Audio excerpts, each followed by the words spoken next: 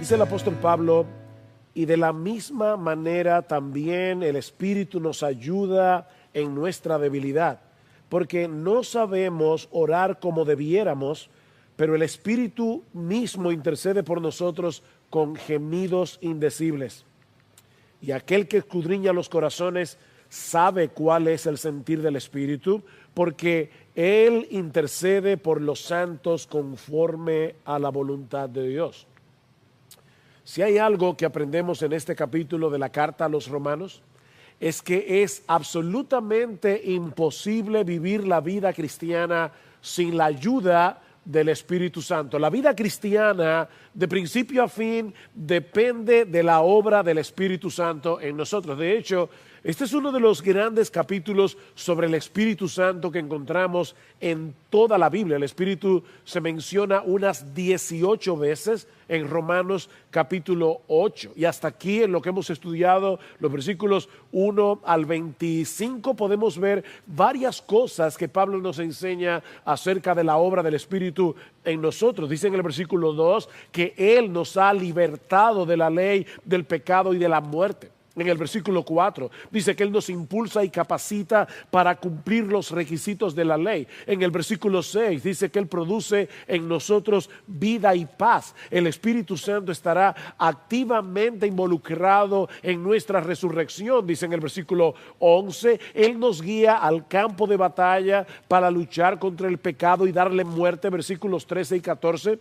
El Espíritu le da testimonio a nuestro espíritu de que somos hijos de Dios y nos mueve a clamar Abba, Padre, en momentos de necesidad. Versículos 13 y 14. El Espíritu es la garantía divina de la herencia completa que disfrutaremos cuando nuestra redención sea consumada. Versículo 23. Y como si todo esto fuera poco, ahora Pablo nos dice en los versículos 26 y 27 que el Espíritu Santo nos ayuda en nuestra debilidad. De manera, mis hermanos, que no se puede vivir la vida cristiana, no se puede vivir la vida cristiana sin depender del Espíritu Santo. Pero lamentablemente muchos cristianos damos la impresión de que sí podemos. Fácilmente olvidamos el hecho de que estamos en una guerra, de que estamos en un mundo dañado por el pecado, como veíamos la semana pasada. Olvidamos que nosotros mismos no tenemos las fuerzas necesarias para luchar contra el enemigo, no tenemos fuerzas para lidiar con todas las frustraciones de vivir en un mundo caído. Mis hermanos, hay demasiadas cosas a nuestro alrededor que nos distraen, cosas que nos alejan de las Escrituras y de la oración. Las dos cosas que nos proveen esa dosis de realidad que necesitamos para mantener nuestros pensamientos enfocados en medio de esta batalla. Y yo creo que más en estos días de cuarentena, en estos días de pandemia, fácilmente podemos caer en lo que algunos han llamado el síndrome del tapo, T-A-P-O, el temor a perdernos de algo. Es por eso que muchas veces estamos más atentos a las noticias que a las Escrituras y en el peor de los casos, absortos en las redes sociales, absortos en el entretenimiento. Mis hermanos, la razón por la que el Espíritu Santo tiene que ayudarnos en nuestra debilidad es obvia. Somos débiles. Somos débiles. Yo sé que eso parece demasiado obvio, pero también sé por experiencia personal que fácilmente se nos olvida lo débiles que somos. Somos débiles, mis hermanos. Somos muy débiles. Pero gracias al Señor, que el Espíritu Santo viene en nuestro auxilio y nos ayuda en nuestra debilidad. Esa es la primera enseñanza que encontramos en nuestro texto. Vean una vez más el versículo 26. Y de la misma manera también el Espíritu nos ayuda en nuestra debilidad. Esa palabra que se traduce como ayudar en nuestro texto da la idea de llevar una carga junto a otra persona. Esta palabra aparece solo una vez más en todo el Nuevo Testamento.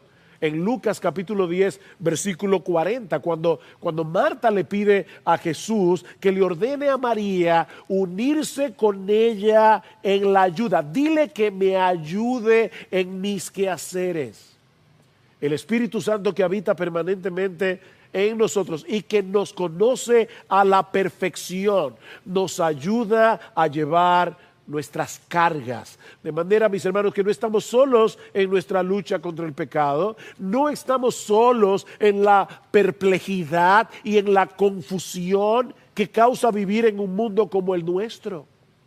Eso fue lo que Jesús prometió a sus discípulos en el discurso del aposento alto. ¿Recuerdan en el capítulo 14 del Evangelio de Juan? Los apóstoles estaban muy tristes ante el anuncio de la próxima partida del Señor. Ellos no entendían muchas de las cosas que Jesús dijo esa noche, pero sí entendieron que Él estaba a punto de partir hacia un lugar al que ellos, por lo menos en ese momento, no podían seguirle.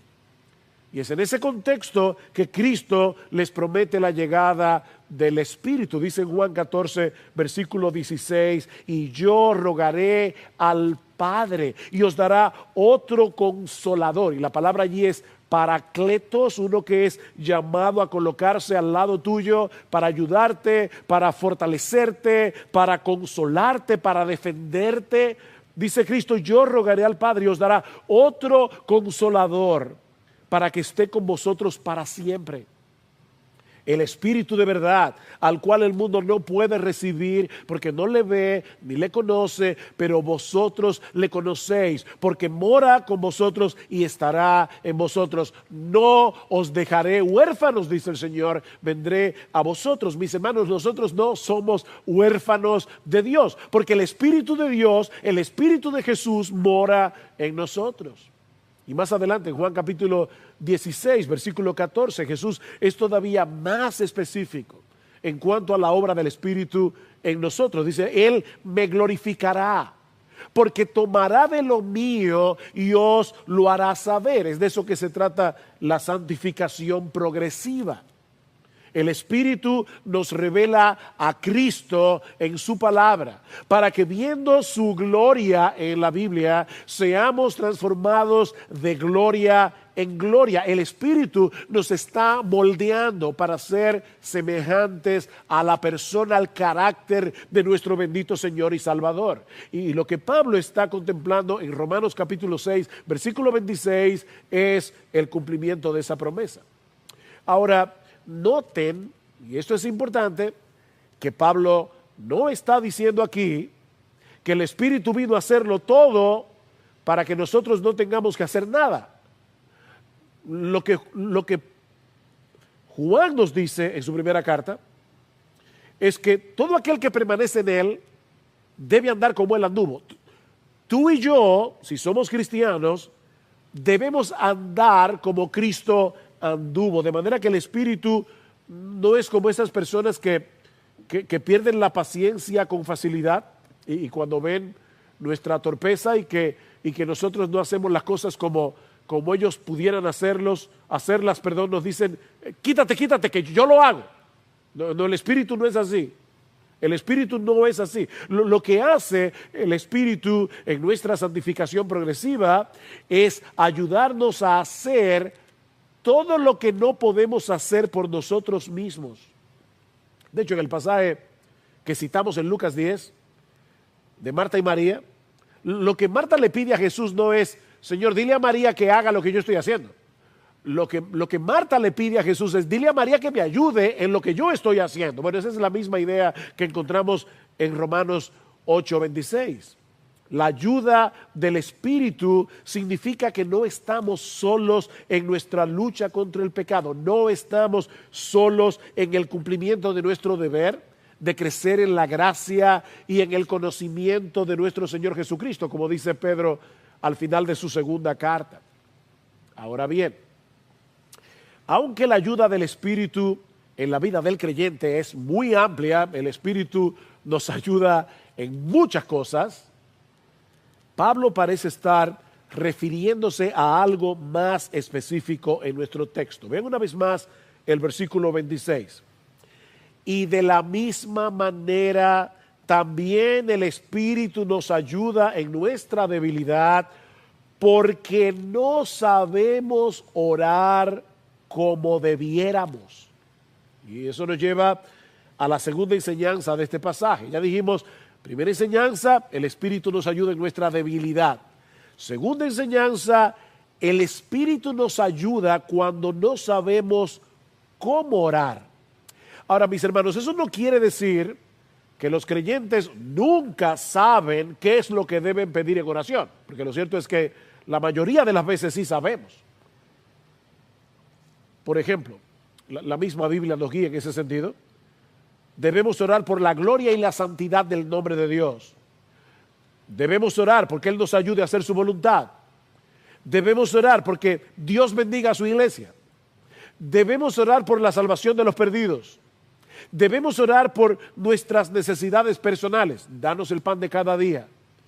Debemos orar por aquellos que predican la palabra. Y así podríamos continuar con un montón de cosas más. Pero cuando vemos este texto en su contexto, nos damos cuenta que Pablo está hablando aquí de esos momentos cuando sentimos el embate de vivir en este cuerpo de muerte y en un mundo dañado por causa del pecado. Cuando nos sentimos tan perplejos, tan confusos, tan débiles, que no sabemos qué pedir. No sabemos qué pedir. De hecho, hay momentos en que estamos tan ofuscados, en medio del dolor, en medio de la aflicción, que pedimos lo que no deberíamos pedir. ¿Ustedes recuerdan cuando Elías le pidió a Dios que le quitara la vida? Eso está en Primera de Reyes, capítulo 19, versículo 4. Esa fue una petición obviamente incorrecta. De hecho, es irónico que Elías le haya pedido a Dios que le quitara la vida, porque Elías es uno de los únicos dos personajes que aparecen en toda la historia bíblica que no murieron nunca, que no vieron muerte. Por eso decía Martin Lloyd-Jones que sería difícil encontrar una negación mayor a la oración de un creyente. Señor, quítame la vida. No, tú nunca vas a morir. Otro ejemplo un poco distinto es el de Pablo en 2 Corintios capítulo 12. ¿Recuerdan cuando Pablo le pidió a Dios que le quitara el aguijón que tenía en su carne? Esta petición es distinta a la de Elías porque Pablo no fue un imprudente al pedirle a Dios que le quitara el aguijón. Santiago 5:13, ¿está alguno afligido? Haga oración. No hay nada incorrecto en que le oremos a Dios que nos quite una aflicción. Sin embargo, el Señor le respondió que no. Y aún aprovechó la ocasión para enseñarle a Pablo que su poder se perfecciona en nuestra debilidad. De manera que hay veces en que le pedimos a Dios cosas que son legítimas, pero a las cuales Dios dice que no. Y hay otras veces en que ni siquiera sabemos qué es lo que debemos pedir en esa situación particular. Déjeme poner otro ejemplo. Pablo se encuentra preso en Roma, sabiendo que tiene delante de él dos opciones. La posibilidad de ser liberado y seguir llevando a cabo su ministerio, o la posibilidad de ser ejecutado y ser llevado a la presencia de Dios. Bueno, ¿qué pedir en una situación como esa? ¿Cárcel o liberación? ¿Muerte o ministerio? Pablo dice en Filipenses capítulo 1, versículo 22, que cuando él estuvo considerando esas dos opciones, en un momento dado dice, yo no sé qué escoger. Yo no sabía qué escoger. De hecho, es interesante notar en el versículo 26 que Pablo se incluye a sí mismo en la declaración. Dice, porque no sabemos. Ni ustedes saben, ni yo tampoco. No sabemos orar como debiéramos. El gran apóstol Pablo, el hombre que recibía revelaciones directas de Cristo y que escribió la mayor parte de las cartas del Nuevo Testamento, él experimentó esa misma perplejidad en su vida. Así que, mi hermano, cuando estás en esos momentos en que tú no sabes qué pedir, estás en buena compañía. Estás en buena compañía.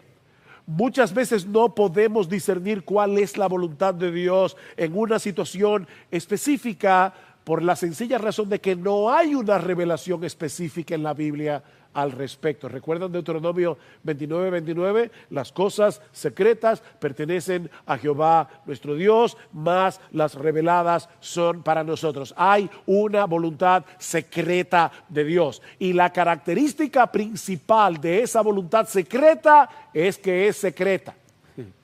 Es la voluntad secreta de Dios. Imaginen a un hermano que en medio de esta pandemia, eso le ha pasado a hermanos que son doctores o que tienen que llevar a cabo algún tipo de servicio de bien público, este hermano se cuestiona si debe prestar un servicio que ponga en riesgo su salud o dejar de hacerlo para preservar su vida y aún la vida de los suyos. ¿Qué hacer en ese caso? ¿Arriesgarse por amor al prójimo o protegerse por amor a su familia y aún por cuidar de su propia vida? Bueno, ¿saben qué? Esa decisión no es fácil. Y lo interesante es que en la Biblia tenemos varios casos en los que una misma persona en un momento dado evitó el peligro y en otro momento decidió no evitarlo. ¿Recuerdan? El mismo Pablo, en Hechos 9, dice que fue descolgado por una canasta por el muro de la ciudad de Damasco porque sabía que lo querían matar. Pablo en Hechos 9 evitó el peligro.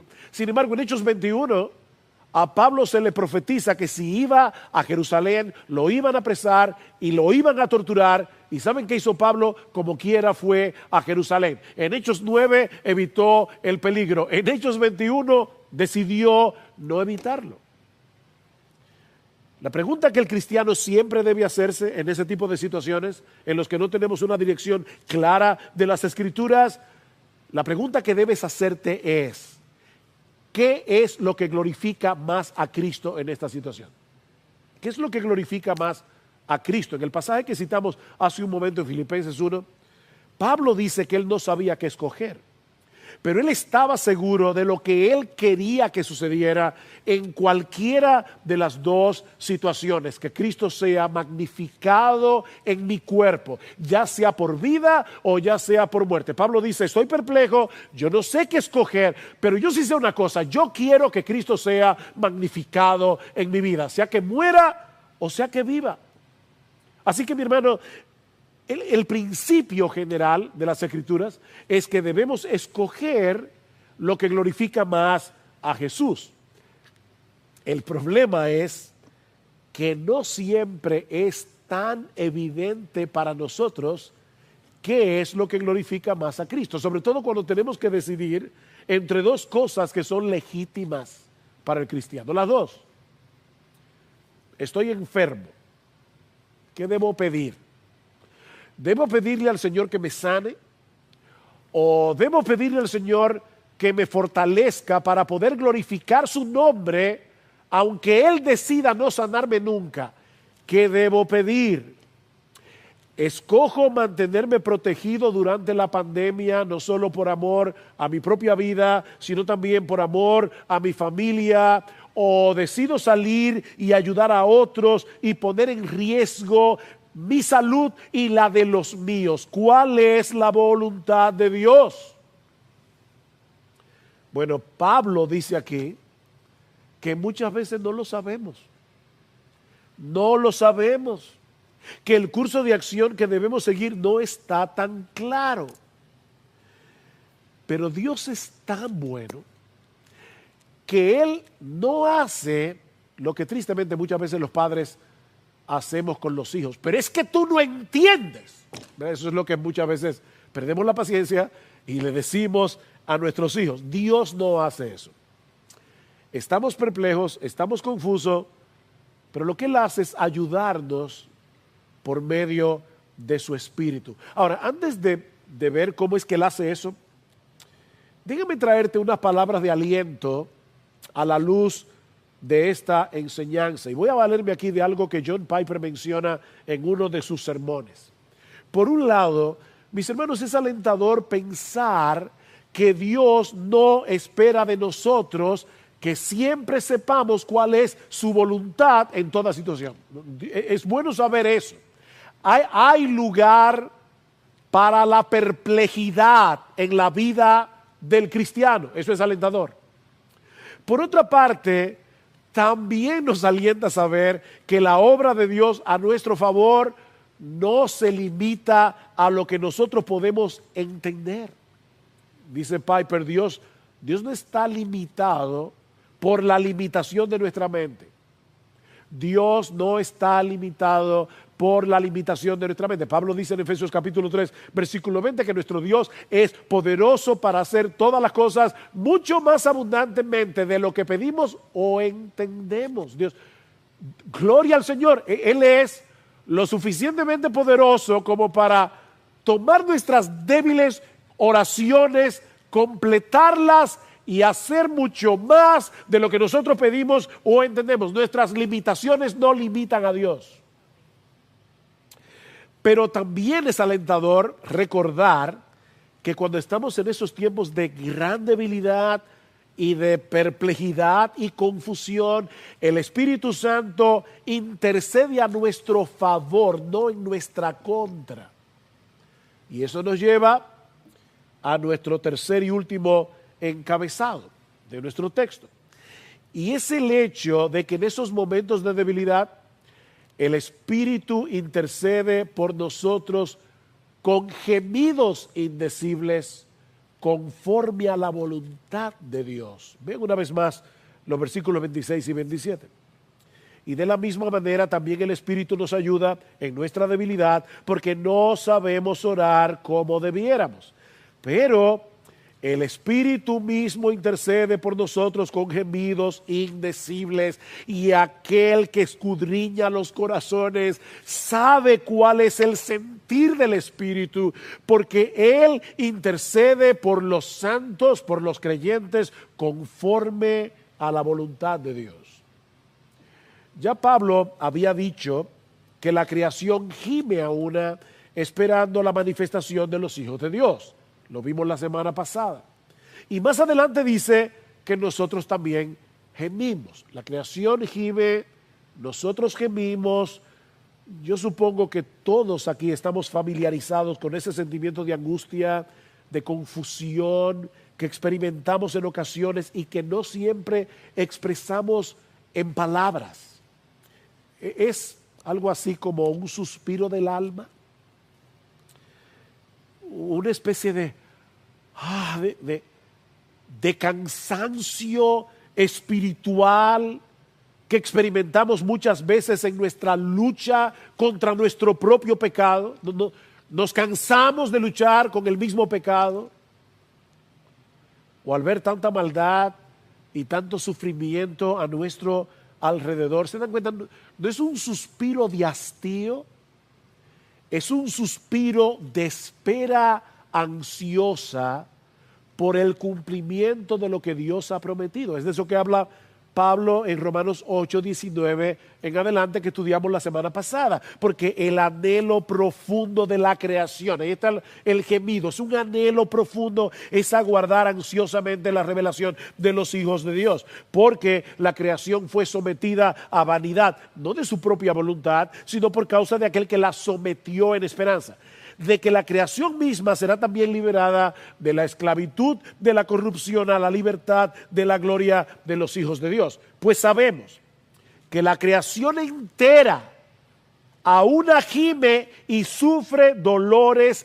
de parto hasta ahora. Y no solo ella, sino que también nosotros mismos, que tenemos las primicias del Espíritu, aún nosotros mismos gemimos en nuestro interior, aguardando ansiosamente. Ahí está el punto. No es con hastío. Aguardamos ansiosamente la adopción como hijos, la redención de nuestro cuerpo. Ahora bien, Pablo dice, ahí está el gemido que experimentamos en nuestro interior. Pero cuando leemos Romanos 8:26, surge una pregunta. ¿Quién es el que gime? ¿Somos nosotros o el Espíritu? nosotros o el Espíritu. Versículo 26. Y de la misma manera también el Espíritu nos ayuda en nuestra debilidad, porque no sabemos orar como debiéramos, pero el Espíritu mismo intercede por nosotros con gemidos indecibles. Otra vez, mis hermanos, ¿quién es el que gime? ¿Nosotros o el Espíritu? Bueno, yo creo que mirando el contexto, podemos llegar a la conclusión de que somos nosotros los que gemimos movidos por el Espíritu. El Espíritu nos mueve a gemir. Eso es similar a lo que Pablo dice anteriormente sobre el testimonio que el Espíritu le da a nuestro espíritu de que somos hijos de Dios. Vean el versículo 15. Pues no habéis recibido un espíritu de esclavitud para volver otra vez al temor, sino que habéis recibido un espíritu de adopción como hijos, por el cual, por ese espíritu, clamamos, Abba, Padre. El Espíritu mismo da testimonio a nuestro espíritu de que somos hijos de Dios. Mis hermanos, y es importante por eso ver la Biblia con atención y ver las conexiones gramaticales entre una oración y otra. ¿Quiénes son los que claman Abba, Padre? ¿Es el Espíritu o somos nosotros? Bueno, nosotros clamamos Abba, Padre en momentos de necesidad. Pero la razón por la que podemos clamar así es porque el Espíritu Santo nos mueve a tener la certeza de que somos hijos de Dios y de que somos amados por Dios. Ese es el testimonio que el Espíritu le da a nuestro espíritu de que somos hijos de Dios. Romanos capítulo 5, versículo 5, Pablo dice, la esperanza del cristiano no avergüenza. ¿Por qué? Porque el amor de Dios ha sido derramado en nuestros corazones por el Espíritu Santo que nos fue dado. No es el amor que nosotros sentimos hacia Dios, es el amor que Dios tiene por nosotros. Él ha derramado ese sentido de amor en nuestros corazones por medio del Espíritu. Y es por esa confianza que el Espíritu produce en el creyente que somos movidos a clamarle a nuestro Padre en tiempos de necesidad. Él nos mueve, el Espíritu, nosotros clamamos. Bueno, eso es exactamente lo que ocurre en Romanos 8:26.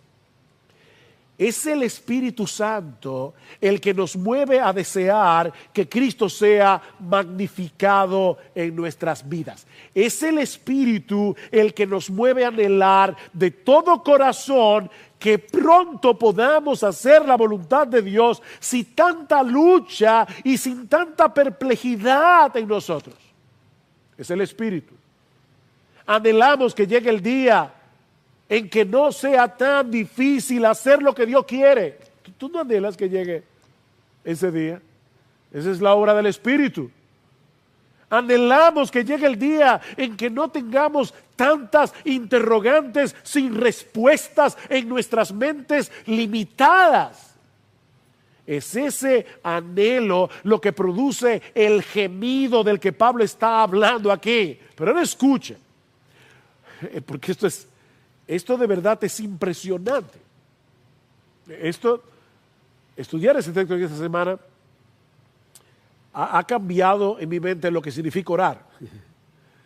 Ha producido un impacto profundo en mi propio corazón. Lo que hace el Espíritu es tomar ese gemido que no se expresa en palabras, en nosotros no se expresa en palabras, es tomar ese gemido que Él mismo produjo en nosotros y lo traduce en una oración articulada y que es conforme a la voluntad de Dios. Eso es lo que hace el Espíritu. Versículo 27. Y aquel que escudriña los corazones sabe cuál es el sentir del Espíritu. Y la palabra sentir allí, lamentablemente no se tradujo en español con toda lo que conlleva. No es que está mal la traducción, pero yo creo que es mejor traducir mentalidad. Mentalidad. marco de pensamiento. Aquel que escudriña los corazones, ¿de quiénes? Los corazones tuyo y mío que gemimos, sabe cuál es la mentalidad del Espíritu, porque Él intercede por los santos, el Espíritu, conforme a la voluntad de Dios. Ahora ya yo me imagino que varios aquí deben estarse preguntando, pero pastor, si Dios el Padre ya sabe lo que nos conviene, ¿por qué el Espíritu tiene que interceder por nosotros? De hecho, vamos más lejos. Si ya Dios sabe lo que tú y yo necesitamos, ¿por qué tenemos que orar? Bueno, yo te diría que nosotros debemos orar porque Dios dice que debemos orar, punto. Santiago 4, no tenéis lo que deseáis porque no pedís. Así que debemos orar porque debemos orar, porque Dios lo dice. Yo no tengo que entender todo lo que Dios me ordena para obedecerlo. Muchas veces nosotros le decimos a nuestros hijos, y sobre todo los más pequeños, mi hijo, haz lo que yo te digo. Pero papi, ¿por qué? No te lo puedo explicar ahora, pero obedéceme.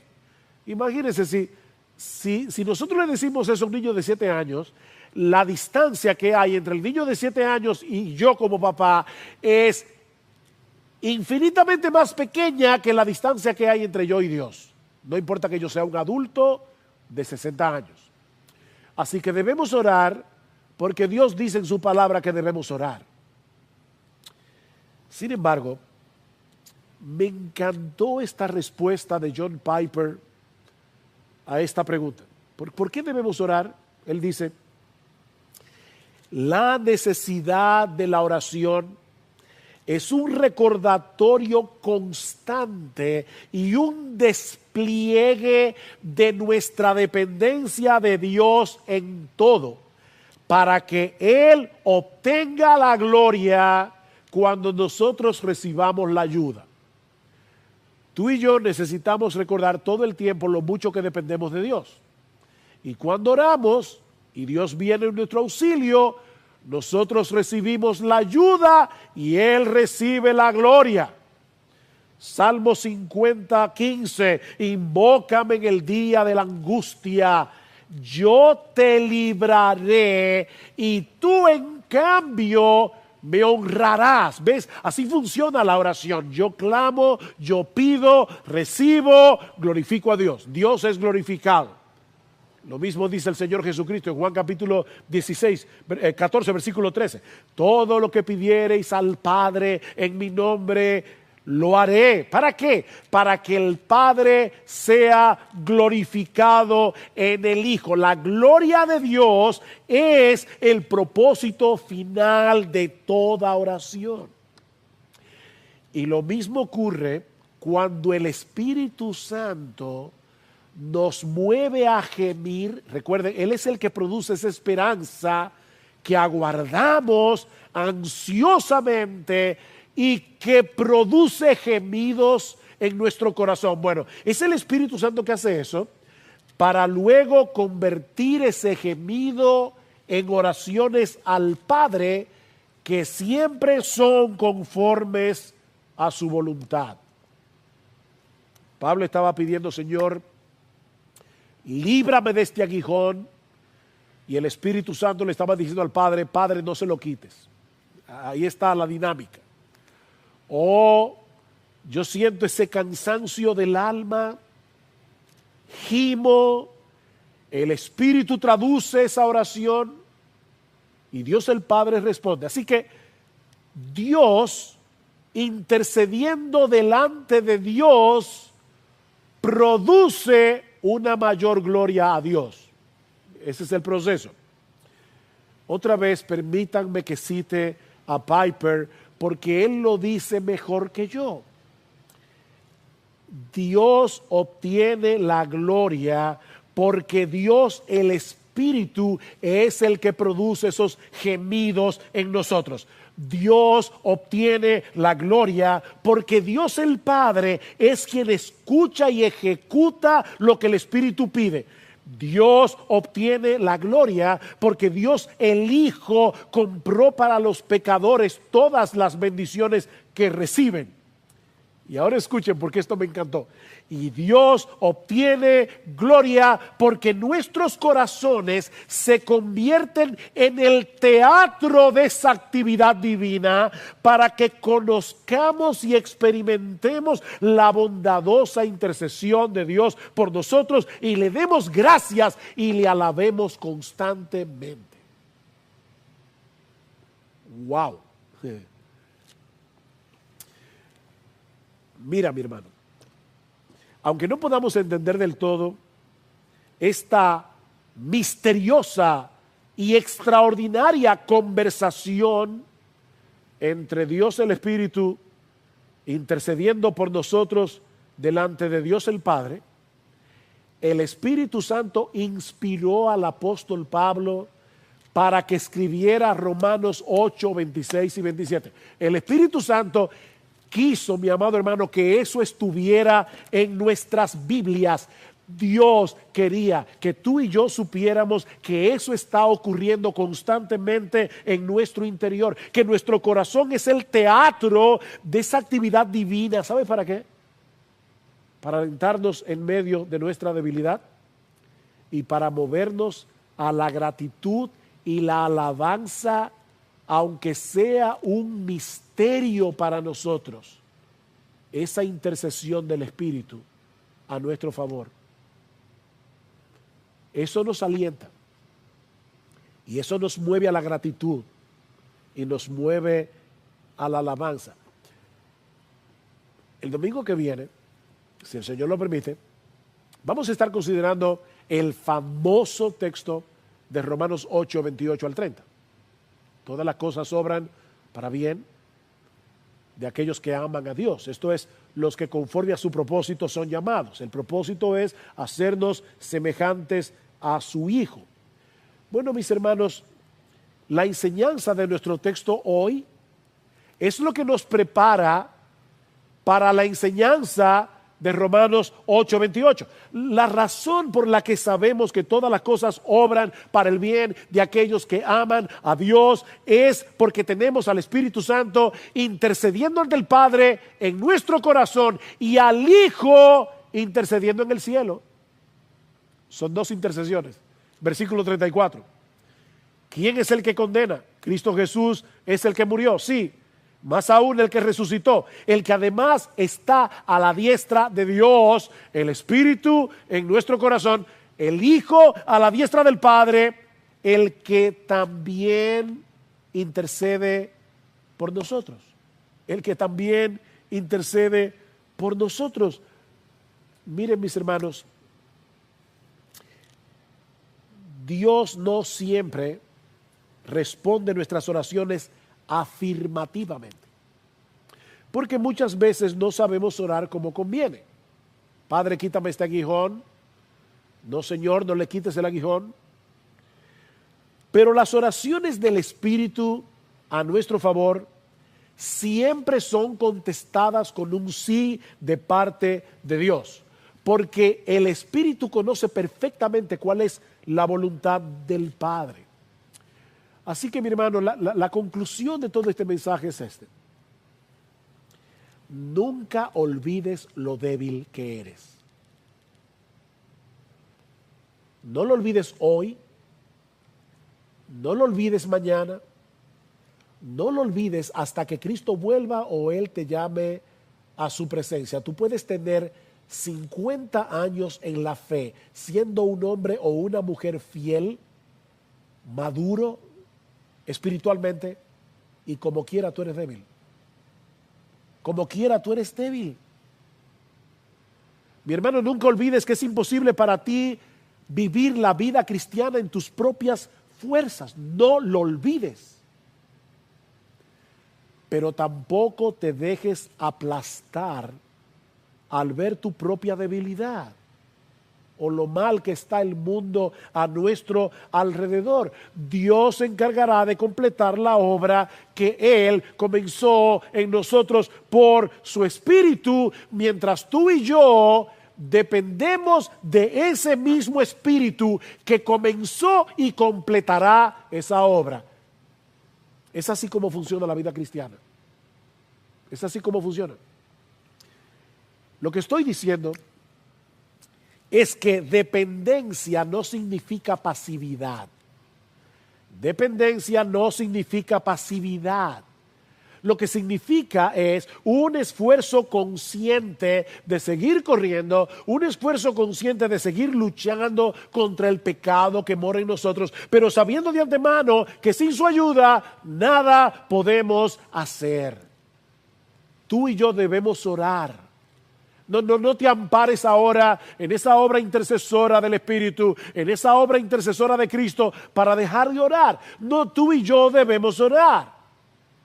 Tú y yo debemos darle muerte al pecado que mora en nosotros. Tú y yo debemos andar como Cristo anduvo. Tú y yo debemos perfeccionar la santidad en el temor de Dios, como dice 1 Corintios capítulo 7, 2 Corintios capítulo 7, versículo 1. Es un deber tuyo y mío.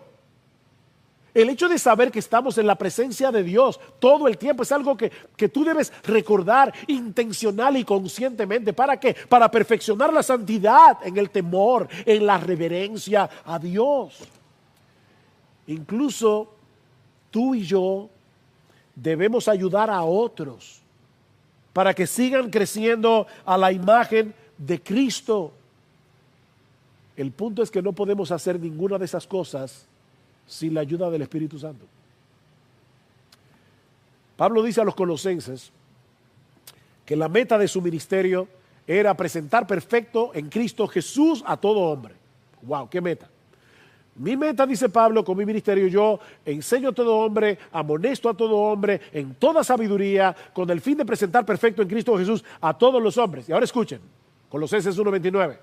Para lo cual también trabajo. ¿Quién trabaja? Pablo trabaja, luchando según la potencia de Él, la cual actúa poderosamente en mí. Dependencia no significa pasividad. Ocupaos en vuestra salvación con temor y con temblor. ¿Por qué? Porque Dios es el que en vosotros produce así el querer como el hacer por su buena voluntad.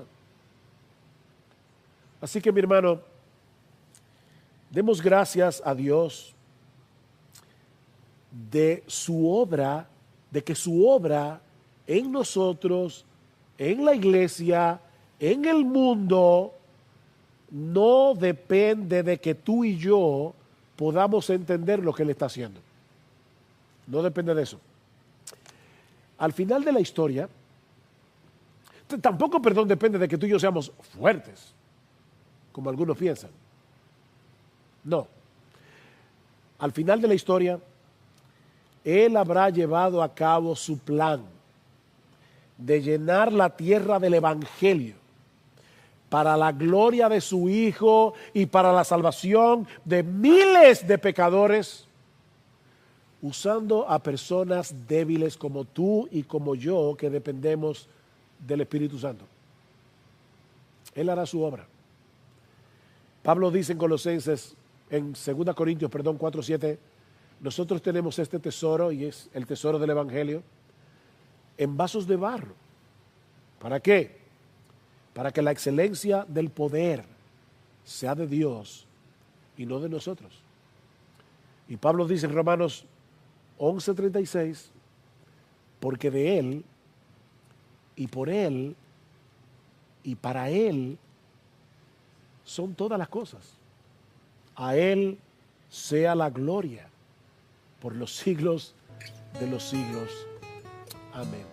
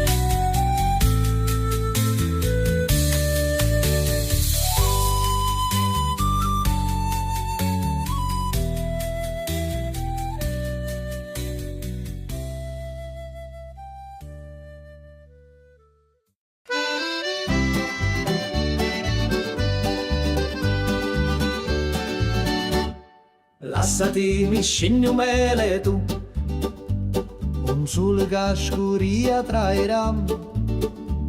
Mi dissi vieni con me stasera, una sera che pari a magia, una cantina che durava musto, lo cuore mio, gli incidetti tutto.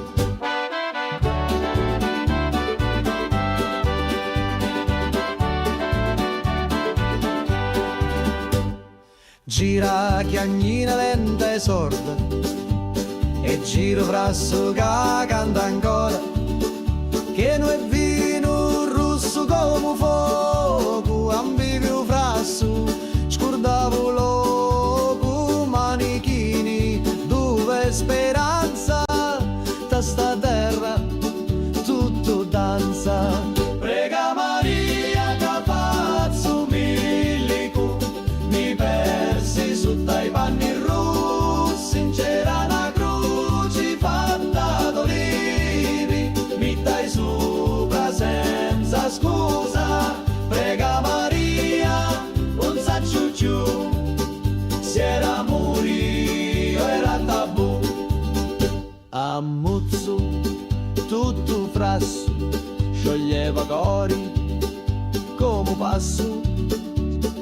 Tu c'era notte in vento, con una luna appesa senza pentimento. Una voce mi chiamava tu funno, scendi ancora un perdi sto mondo. Da cantina il tempo si ferma, ogni goccia è storia eterna. Cutti a me lato, cutti a me cori, sti stiddi cacciato non mori. Scuro fora, ma luci dintra, a voci do, sempre mi senta. Prega Maria che faccio milico, mi persi su dai panni rossi, c'era una croce fatta d'olivi, mi dai sopra senza scusa. Prega Maria, un saccio giù, se era morio era tabù. Lassati mi scegli mele tu, ogni volta, ogni giornata, a ti attorno in ta cantina, con vino speranza e una picca rovina.